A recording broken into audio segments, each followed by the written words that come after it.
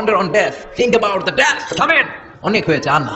মাঝে মাঝে কবরস্থানে যাবেন, আল্লাহ তো ছাড় দেয় কিন্তু ছেড়ে দেয় না, এটা জানেই না। আর কতদিন? অনেক দিন তো হলো এই পৃথিবীতে, চলে যেতে হবে। Now, to all 35 of my followers, I'm sure you've noticed that I just posted a video about being targeted, or it's called a soft hit in the covert world of covert operations to disrupt somebody you don't like and that you're trying to silence. Well, what was done is I started a series on Mormon rumorology, how Mormon scholars invent history through gossip, innuendo, and rumor. And unfortunately, I probably spent too much time on John Dillon and Dan Vogel's podcast, and I only did that because I really sort of admired Dan Vogel's scholarship. His scholarship compared to other Mormon scholars is so superior, I can't believe it. But that doesn't mean I don't disagree with his conclusions. I don't think Dan Vogel makes or invents facts and documents, which I suspect other Mormon scholars to have done and engaged in. And in fact, the Utah Church, since Joseph Smith was in Liberty Jail, has been an active campaign to completely destroy all original Mormon documents and replace them with completely invented, totally invented out of the whole cloth at times, documents that completely distort and alter the actual history. But since I started that very soft campaign against these Mormon scholars, because, hey, I just fell into it. I fell into it because I was doing my own history of my own genealogy and found all these discrepancies that didn't make sense. So I started looking at my own Mormon history and realized, oh my gosh, this isn't history, this is an invention of history. So that's what got me started.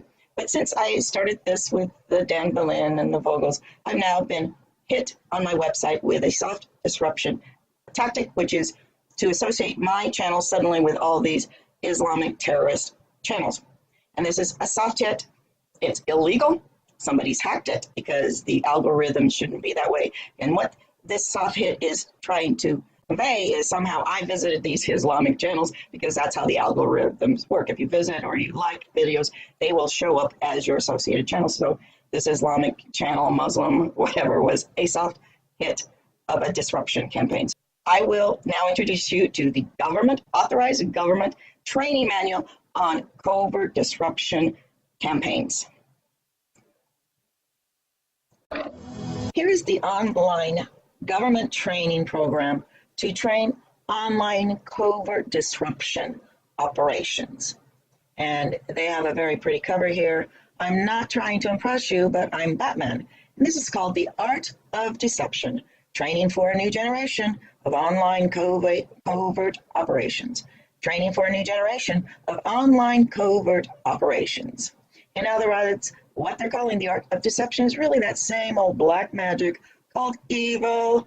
Anyway, these older men, completely corrupted in their business organizations, are training your sons and your daughters how to be evil, and they call it the art of deception, and you're simply doing a covert online operations.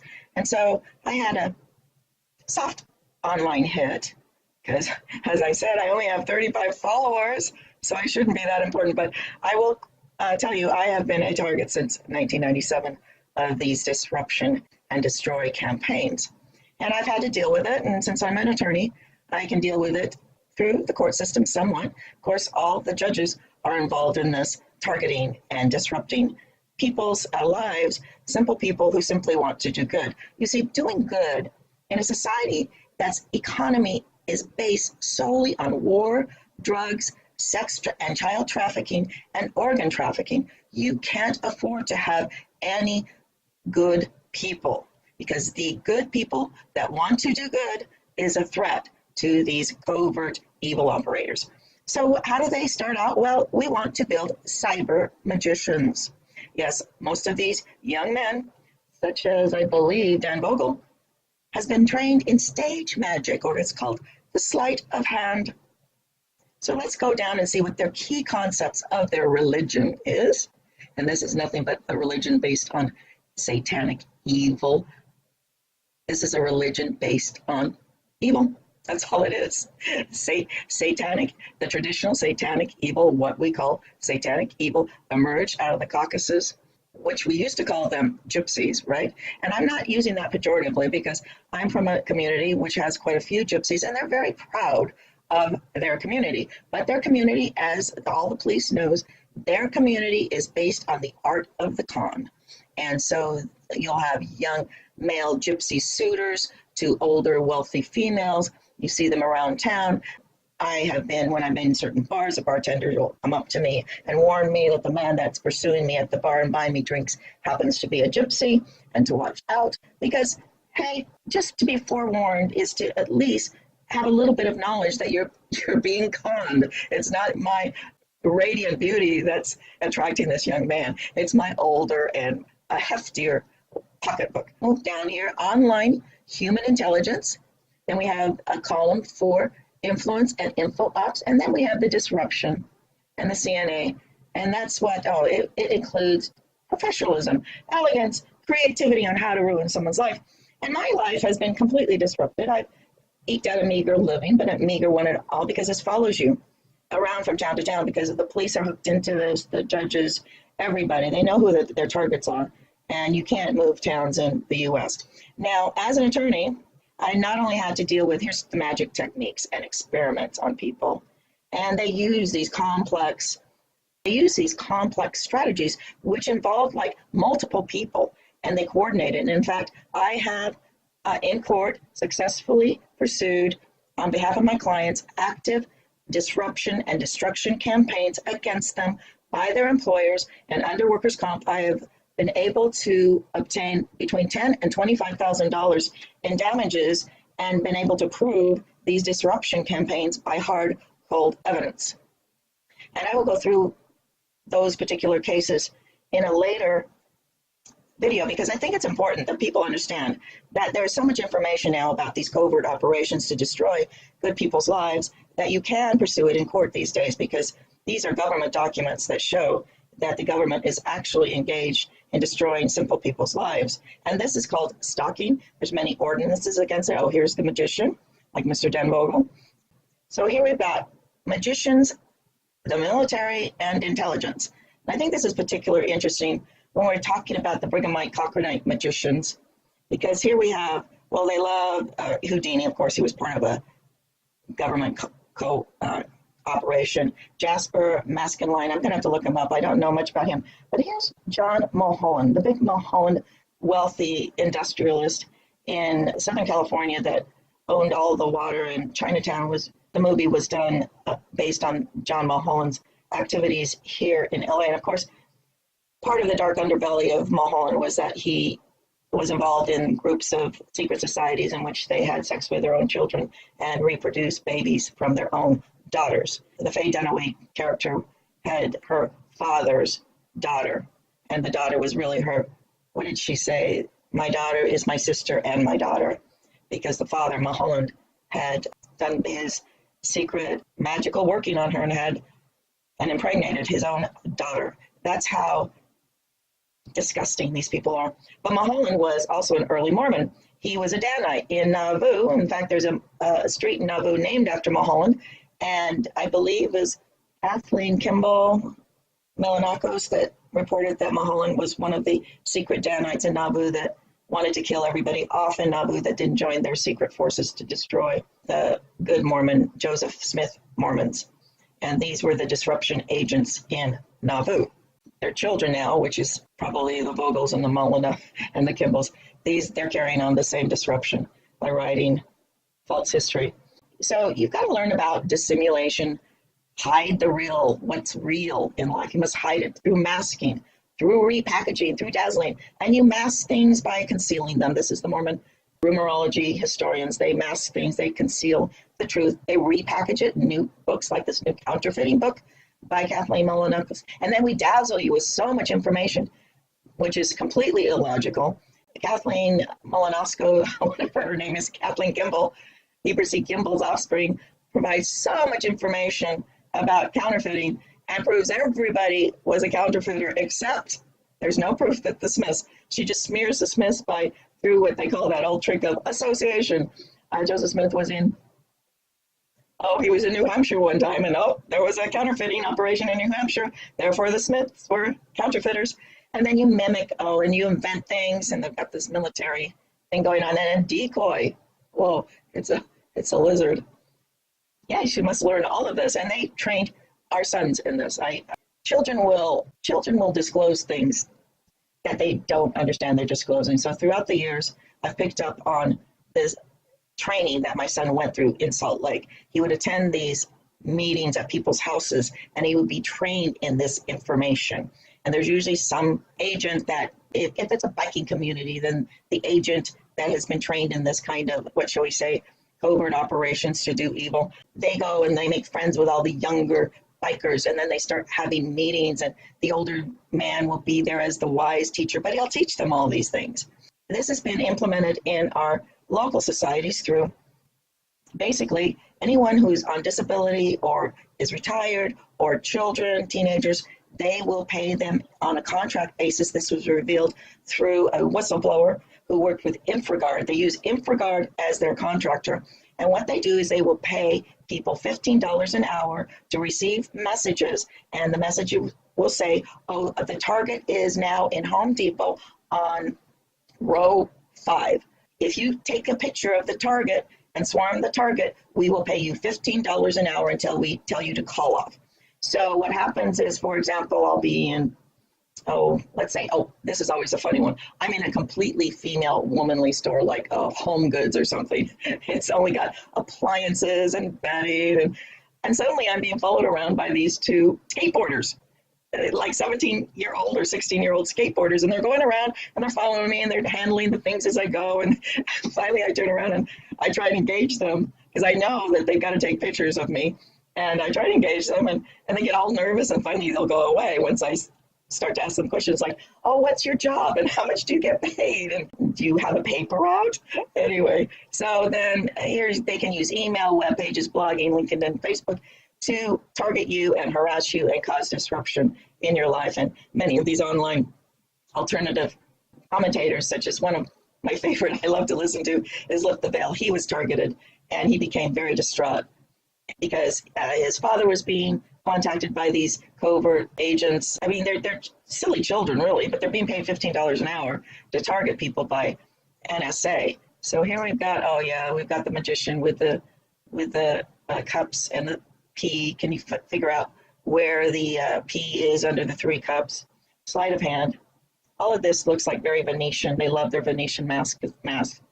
We look where we expect something interesting to happen. Okay, so that's the sleight of hand. You get someone looking over, it's called distraction, over to the left, like there's a large bang or whatever, and then we are biased. Anyway, I'll leave a link to this and you can look through it. Oh, here we are. We love our women. We want them to dress like prostitutes. In the old days, this is how females who were prostitutes were dressed. You would cover their heads because you wanted that prostitute to bring you revenue as long as you could. So if she was old and ugly, she couldn't earn as much money. So you would put veils over women's heads as you would take it. These women would be slaves captured in war, and you would drag them behind you on horses, but you'd keep them covered and then you'd sell them along, they call the Silk Road, for sex. This was the burqa was invented by Constantine, and it was an indication that the woman was a prostitute. And basically, the fact that they're reinventing it in the Middle East is basically trying to bring back the time where all women were treated as sex slaves and prostitutes. Okay, this is how you influence people. Here's the early adopters. They see a trend. You start the trend, then you pay probably the early adopters who are the influencers to go out, and then you get an early majority saying, hey, this new Pepsi I love, don't you like it too? Everybody who's great is drinking this new Pepsi with a fetal tissue in it. Okay, and then they say, well, I found it at Sam's Club. So that's the discount one. The early ones that jump on the bandwagon, they basically pay higher prices. And then you got the late majority that look for it at Sam's Club, and then it becomes an old product. Okay, the heart is very important symbol. So you look for these heart shapes in these covert agents' websites, and what the heart really was the female buttocks or the male buttocks. You'd come up and have anal intercourse. That's called a magical symbol. The magical ritual for anal intercourse in which you infest people with demonology is called transguthian magic. Transguthian magic. That's one step closer to the cannibalism. You get them broken through. This is the vagus nerve that is being damaged. Anyway, the vagus nerve runs from the anus, urethra, from the lower intestine, clear up to the top of the brain. And that's how you can, if you anally penetrate a young person, it sends up a shock wave up the spine and into the top of the brain and basically short circuits the brain, the frontal lobes. It causes brain damage, but it also causes basically an entire bodily systems damage because the vagus nerve affects the heart, affects the intestines, affects almost every organ in the body. And that's why you find so many people these days, older women, especially Mormon women, that have these autoimmune disease. It's been caused by a vagus nerve damage. So early sexual abuse. So here's social creativity. I don't know. Oh my gosh, I think this is a science, the science of evil. Do you love your brand? See, they can even get, I guess, Middle Eastern women to jump on the bandwagon. Well, they're using how you brand products to show how you can influence and change people. And, this whole UFO, that's an operation too, because you can see all these things in the sky. And if you get enough people saying, oh, it's a UFO from Mars, most people are going to start believing it. And here we've got the UFO. They did have these Nazi Bell saucers for a while. They were trying to. But anyway, I had a soft hack on my channel, all of my 35 followers with that. Suddenly all my associated or recommended channels were all Muslim terrorist channels. And the way that they can use that against a target like me is those associated channels are tied to an algorithm, which if you visit those sites and they will show up as your associated sites, or if you like something on that site, it will show up on your channel as you. So what they were doing, I don't know who was doing it, but it certainly seemed pretty close in time to when I was doing the Nattery Nabobs of the Mormon Rumorology series, that I get targeted. And how they can use that later is they can pull that up in front of a jury and say, see, she was even visiting terrorist websites. Okay, all this is old stuff. Who are you? It says. Well, I've got a few gears in my brain. If somebody just programs me right, I'll be whatever you want. Strand disruption and computer network attacks. Block, turn, fix, disrupt, limit, delay. This is how you disrupt an operation or another business. Disruption, operational playbook. Infiltrate the organization, or infiltrate, become the friend. See, I've had so many friends in life that turned out to be these covert ops. It's quite disappointing, but it takes a long time to understand what's going on. Ruse operation, set up a peace operation. I don't want, oh, here's a false flag. They're even training people on false flags. But of course, that's a conspiracy theory. Okay, a false rescue. Oh, a false rescue, such as the SEAL Team 6 and the fake Osama bin Laden.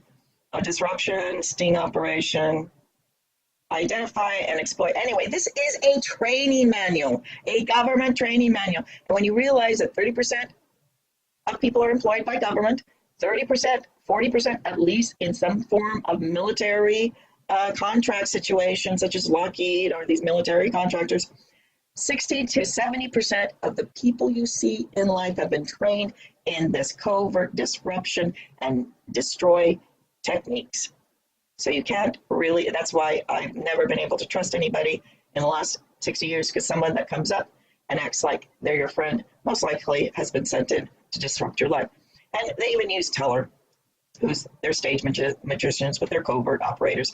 And if you see them on there debunking conspiracy theories, it's just hilarious since they're involved in the conspiracy. Always the people that want to debunk the conspiracy are actually the conspirators.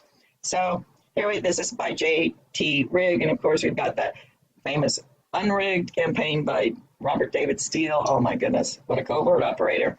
Oh, and some of the language to look for, I can show you all the signs and symbols because I've studied these people for so long. I know all the rituals, even the dark rituals, not because I've ever participated in them, but because I've had so many people as an attorney and as a therapist come to me and reveal information, just bits of information. Most of them have been subjected to childhood abuse, but many, many women have come to me and they have memories of being sexually abused in the local Masonic hall. And so when people say, oh, the Masons, they're just a fraternal organization that do good work. Number one, there are no quote unquote good Masons, because to join a Masonic fraternity, you have to break the law. The first law you must break is to swear oaths to your fraternal Masonic brothers to, number one, loyalty oaths to do business only with your Masonic brothers. So that's called breaking the antitrust laws. That is a complete illegal. It's called a secret. Well, it's called a secret combination. I think it also in antitrust law, it's also called a secret combination, when two businessmen come together and they make secret oaths to only do business with each other, which edges out everyone else in the community who cannot perform any of those functions, because you've got two powerful businessmen only doing business with each other and freezing out all other business. This is what you call the duopoly in any given town. There's always two major contractors that get all the business in the town, doing the town plumbing. There's always two major road contractors, they get all the road work. The people that hover around the edges of these powerful combinations, they get the crumbs. So when they teach our boys that everyone can climb the ladder and be successful, no, you can't. You have to join one of these secret combinations, swear these oaths, and then when they come to you, you must do everything they say. Because if you don't, you will be targeted and you will be destroyed business-wise, and you will have no future and your family will be destroyed. And once you swear that first oath to become a slave for money to the Masons or any other secret combination like the Mormons, like any other secret organization like the Jesuits, you have lost your soul and your independence. That's why Joseph Smith, that double bind situation is, you have your free agency, so use it. If you don't use your free agency, you will lose it. But of course, then the double bind is the Mormon churches. You will go to hell unless you do exactly as we say. You must obey. You must do all these rituals. When we tell you to go deliver a Book of Mormon to El Chapo, you got to go do it, because inside that Book of Mormon is going to be, all their secret information for bringing in drugs to poison our children, or doing, cutting out organs of street people or whatever. You lose your soul, and there's very few people left. But fortunately, there's been the Underground Railroad that's never been disbanded, who've been watching all these evil people. So these evil people think they've been working in secret, but they haven't. It's all been recorded. All of this is on videotape someplace. Everything they've done is in documents. And just because the new Mormon rumorologists haven't got the memo yet that their time is over, it's over. This is all coming out. It's going to be amazed who's been in charge of the world. And it hasn't been the Soros, and it hasn't been the Rothschilds, and it's certainly not the Pope. It's people. If you know their name, like I tell my children, if you know their name, they're not in charge, because the people in charge keep themselves unknown to the world at large. So here we go, Batman. Do it. Drop it like gravity. Scissors.